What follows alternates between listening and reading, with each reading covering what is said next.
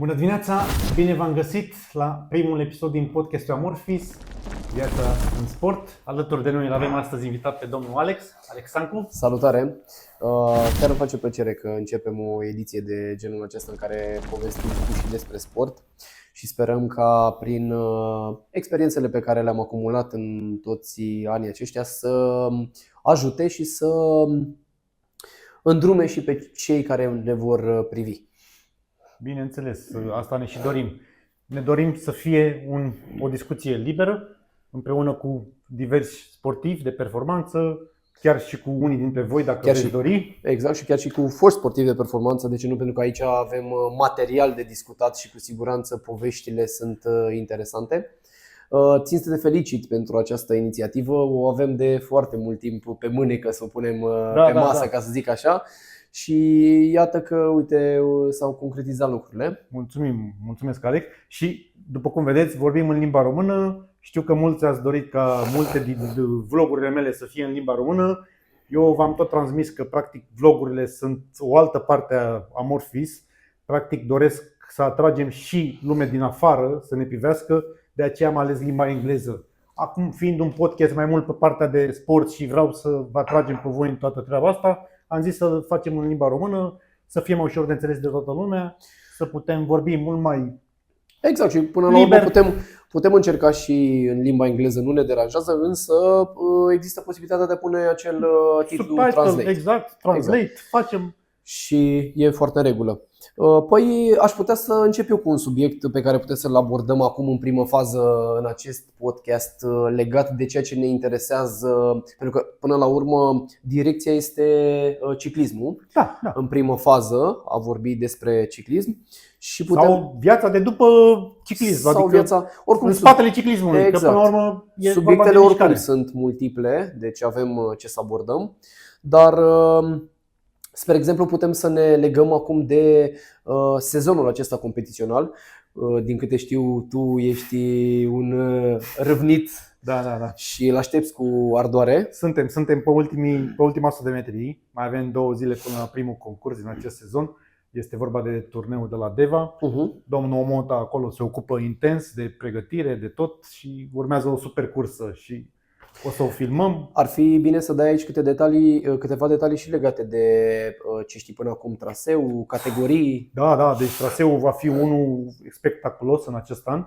Este practic o cursă unde cadeții sau U17 ani au un traseu de 80 de km cu aproximativ 1700 metri de elevație și din ce știu la elit 190 de km, 2350 de metri de elevație. Deci o să fie deranj. O să fie deranj mare și la categoria elit au fost și cei de la juniori puși, dar din cauza presiunii și pentru că totuși distanța de 190 de km e cam mult pentru România, domnul Mota a decis ca să combine aceste categorii de U17 și juniori, deci practic vor avea aceeași distanță. Totodată consider că nu văd o problemă neapărat în chiar o să fie mai bine pentru omogenizarea asta. Exact, pentru că automat concurența cu cât e mai ridicată, bineînțeles, cu atât și acei tineri vor experimenta bineînțeles. Anduranța concursului.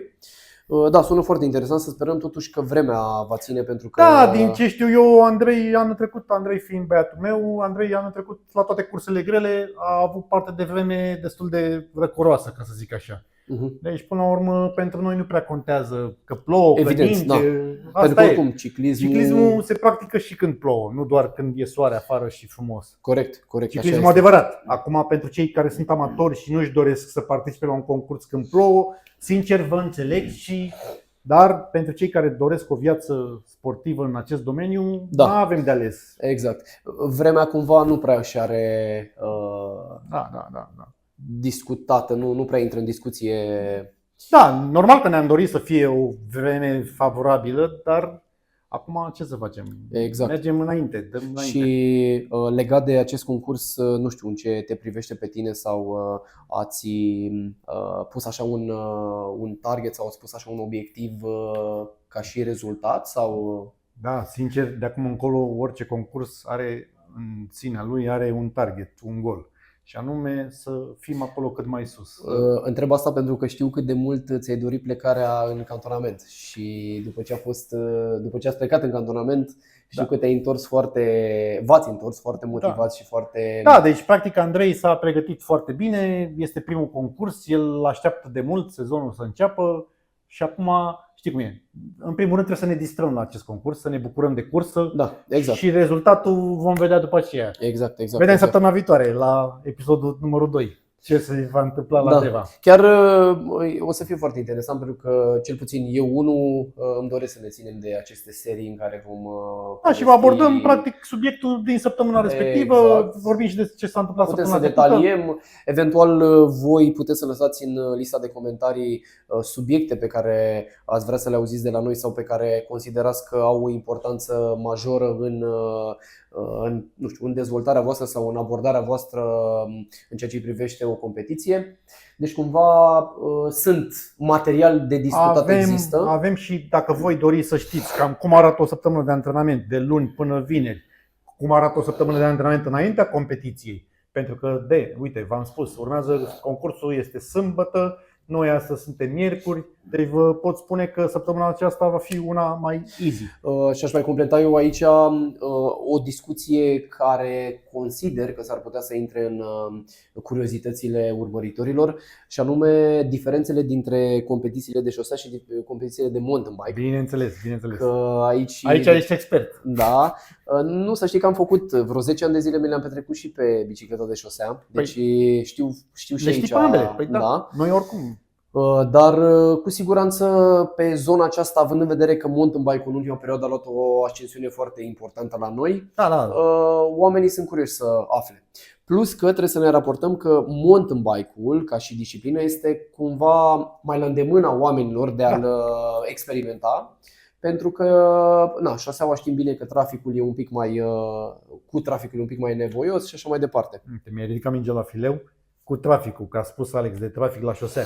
Vă pot și propune trasee unde puteți merge cu bicicleta de șosea și să experimentați un antrenament plăcut, fără prea multe mașini, pentru că, exact cum zice Alex, eu și cu Andrei totdeauna căutăm zone de antrenament unde nu avem mașini și trafic. Evident. Noi niciodată nu mergem cu bicicleta în București, da? Sau foarte rar și foarte puțin.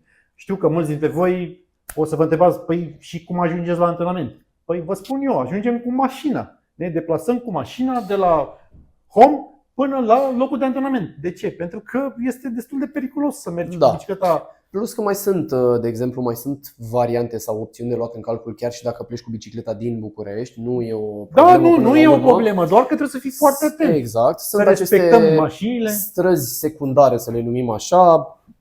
De exemplu, către Moara Vlăției este o opțiune foarte bună de mers unde asfaltul e bun și mașinile puține. Păi, aia este una dintre zonele noastre preferate. Exact.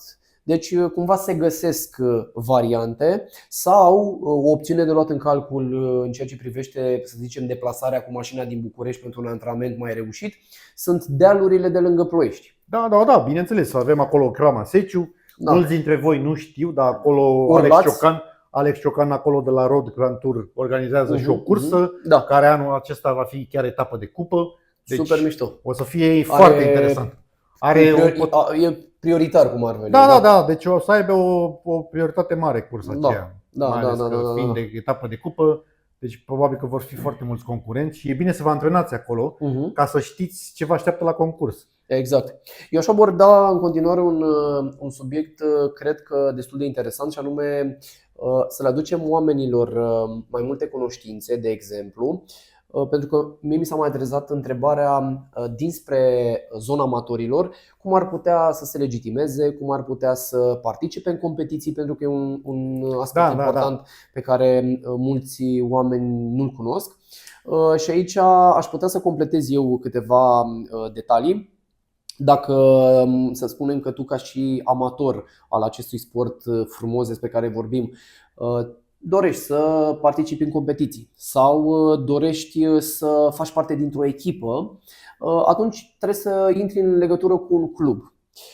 Și mă refer aici la un club, o echipă care este afiliată unei federații și care reprezintă, este o entitate, da, care reprezintă și practic ție ca și amator ți se face o legitimare.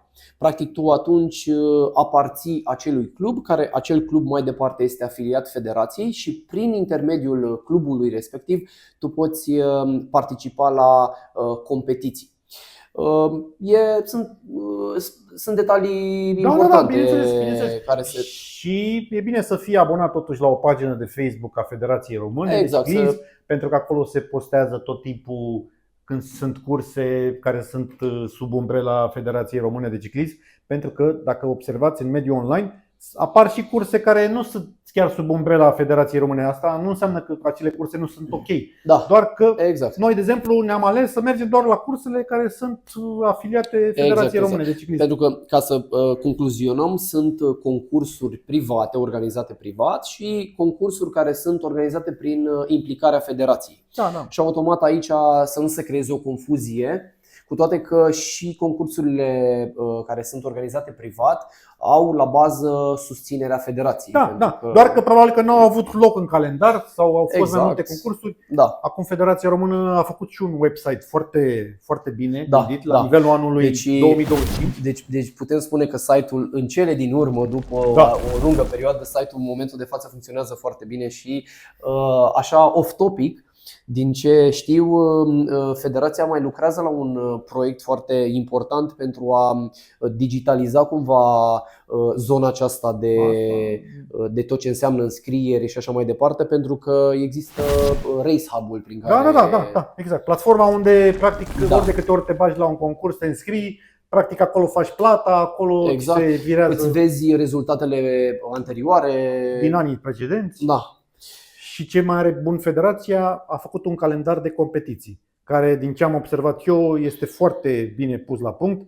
Practic ai filtre, poți să cauți concursuri de șosea, poți să cauți concursuri pentru copii, poți să cauți etapele de cupă. Exact. Și practic noi nu mai trebuie să facem nimic decât să urmărim site-ul Federației Române, ne ducem în calendar și vedem. Săptămâna aceasta o să vă pun niște imagini să vedeți cum arată site-ul lor. Chiar foarte bine arată. Și noi de acolo practic ne-am tras datele care ne interesau, mi-am făcut eu practic un Excel al meu cu concursurile unde vrem noi să participăm și cam asta e, dar practic nu mai e nevoie de nimic. Dacă o să facă și platforma asta de Race Hub și eventual poți să-ți legi acolo concursurile, o să fie extraordinar. Da, deci un mare plus pentru... Iată că se mișcă și la noi lucrurile într-o manieră pozitivă, se duc într-o zonă bună. Domnul Cătălin acolo văd că începe să miște. Se mișcă lucrurile foarte pozitiv și cu siguranță noi, cei care contribuim activ la popularizarea sportului în general prin promovarea lui, prin tot ce ține social media și așa mai departe, asta aduce plus valoare. Și podcastul acesta tot pentru asta l-am făcut. Ca să ajutăm și mai mult comunitatea asta de ciclism din România și să fim din ce în ce cât mai mulți mergători pe biciclete, ca să zic așa. Și totodată și datorită faptului că în mediul online se vorbește sau sunt oameni care vorbesc despre sport, dar nu neapărat punctual despre ciclism. Și ar fi păcat. De ce să nu abordăm sportul acesta dacă este frumos? De ce să nu-l abordăm? Bineînțeles. Asta ne dorim. Deci de-aia nu uitați, ne puneți întrebări, ne dați feedback la ce facem noi aici și cu siguranță în episoadele următoare vom aborda și alte teme care poate vă interesează. Fără niciun fel de problemă. Nutriție, antrenamente, workout-uri, ce doriți, puneți întrebări. Exact. Și chiar și despre partea aceasta de pregătire fizică, pentru că în ultima perioadă, eu activând în domeniul ăsta, îmi place foarte tare că s-a externalizat informația. Oamenii sunt din ce în ce mai curioși să înțeleagă că mersul pe bicicletă nu este doar mers pe bicicletă. Acum ne raportăm cumva la sportivii care fac o performanță sau nu neapărat. Ai nevoie în spate și de partea aceasta de pregătire fizică, să înțelegi puțin că musculatura spatelui are nevoie de niște exerciții specifice. Înțelegeți că lucrurile se fac cumva diversificat. Bineînțeles că în momentul când ai pe săptămână 12 ore, 15 ore de antrenament pe bicicletă, nu mai merge cu doar bicicletă, mai trebuie să mai vii, să ai în spate și un background de mers la sală, de făcut niște exerciții fizice, de Exact. făcut un pic de stretching după Da. antrenament. Asta, stretching-ul nici nu putem să discutăm foarte mult pentru el, că este O să facem by default. Exact. După ce te dai jos de pe bicicletă, trebuie să faci stretching în orice formulă te-ai afla. Și totodată aș mai aduce, cumva sărind de la una la alta, aș aduce în discuție și disciplina aceasta a e-bike-ului, care în ultimii nu foarte mulți ani a luat o amploare foarte interesantă. Da. Și Știu că ești pasionat de e-bike. Sunt posesor fan. de e-bike. Da. Ai participat la concursuri de Da, e-bike. am luat și podiumuri la concursul de e-bike. Chiar acum o săptămână sau două, Alex Da. a venit cu un loc 3 la...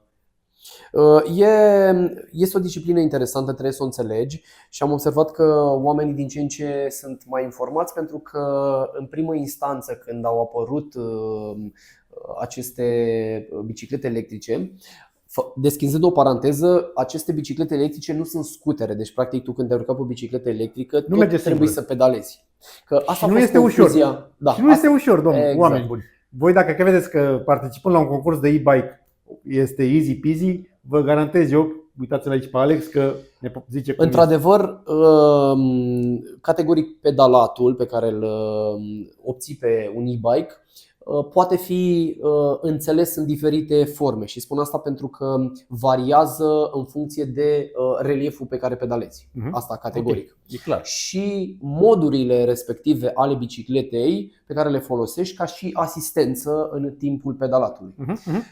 Totodată e o disciplină interesantă și datorită, sau să aducem cumva, să punem motivul pentru care tu deplasarea ta din punctul A până în punctul B o poți face mult mai facil, datorită faptului că dacă nu ai o formă fizică bună sau dacă îți dorești totuși să ajungi în vârful muntelui mult mai relaxat, alegi această opțiune. Da, și din fericire pentru voi sunt foarte multe opțiuni. Da. În edițiile următoare, dacă doriți, vă putem și spune care ar fi un buget pentru o bicicletă entry level. Exact, pentru... care sunt bugetele, dacă e bine să-ți cumperi bicicletă electrică second hand sau nu, ce criterii trebuie să urmărești atunci când îți achiziționezi o bicicletă și nu neapărat electrică. Poate ne raportăm la un subiect de achiziția unei biciclete overall, fie ea de stradă, mountain bike sau, cum spuneam, e-bike.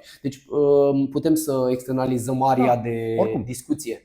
Ce pot să vă spun este că noi am început ciclismul undeva în pandemie și practic am început cu niște biciclete MTB, exact cum zicea și Alex. Adică prima noastră opțiune a fost să ne ducem la Bike Expert pe vremea aceea și acum am luat 3 biciclete mountain bike, ne-am luat suport la mașină și duși am fost la pădure.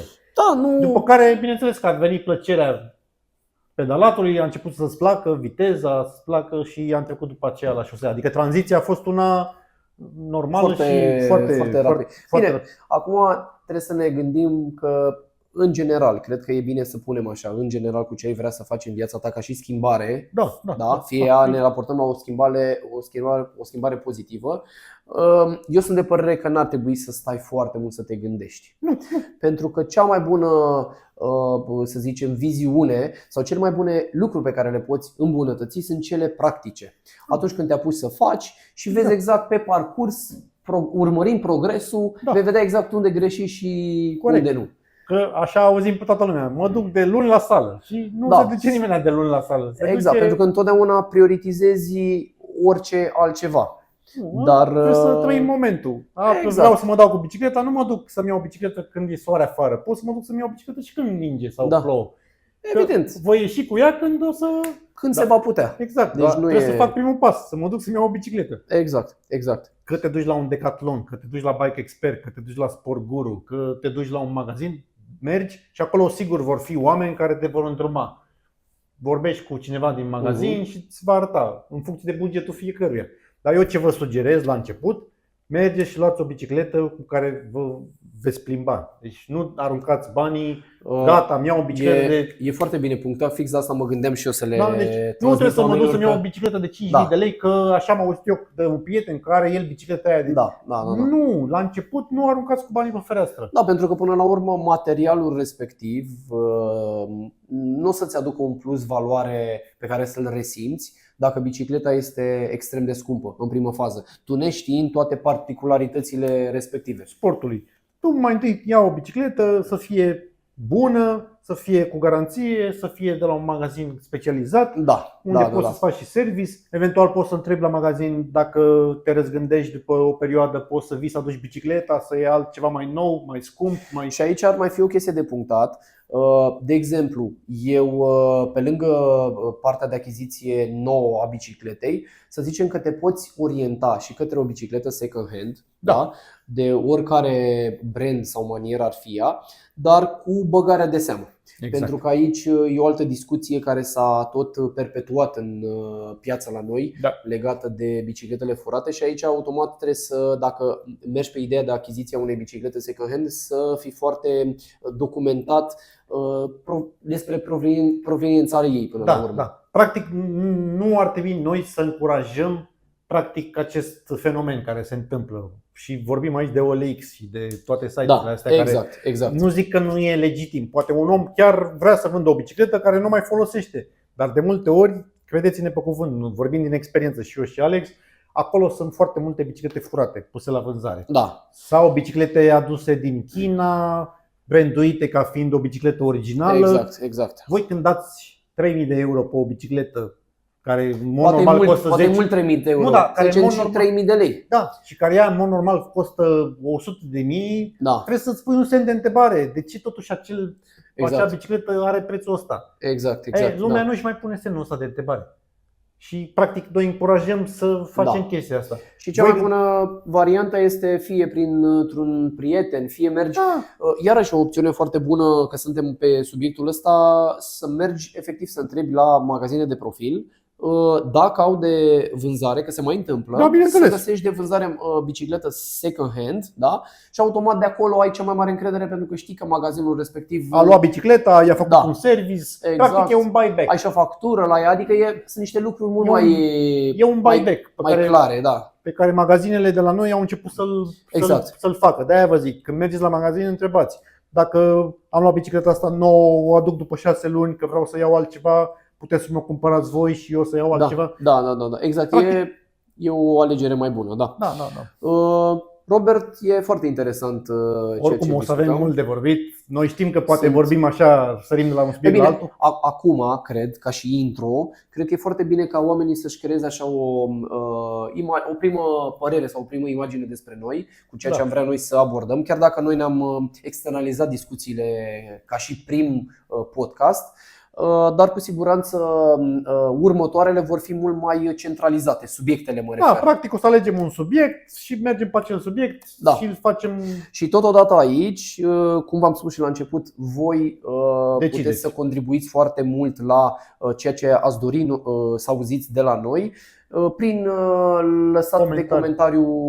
Pur și simplu scrieți jos acolo în comentariu: domnul Robert, domnul Alex, vrem să discutăm despre X. Aș dori să aflu despre X, despre Y. Pentru că aici sunt lucruri foarte importante și dacă ne orientăm atenția către partea de nutriție. Și automat nu ne raportăm doar la sportivii de performanță. Bineînțeles, la un om obișnuit, pentru că din câte știu eu am multe discuții în privat pe Instagram cu mulți oameni care mă urmăresc și mă întreabă: dar ce mănâncă copiii ăștia de merg atâtea ore? Și și eu când îi întreb: păi uite asta, dar eu nu iau nimic. Eu nu ai cum să mergi 3 ore, 2 ore, o oră fără să nu ai nimic la tine. O banană, un baton. Și aici o să putem discuta.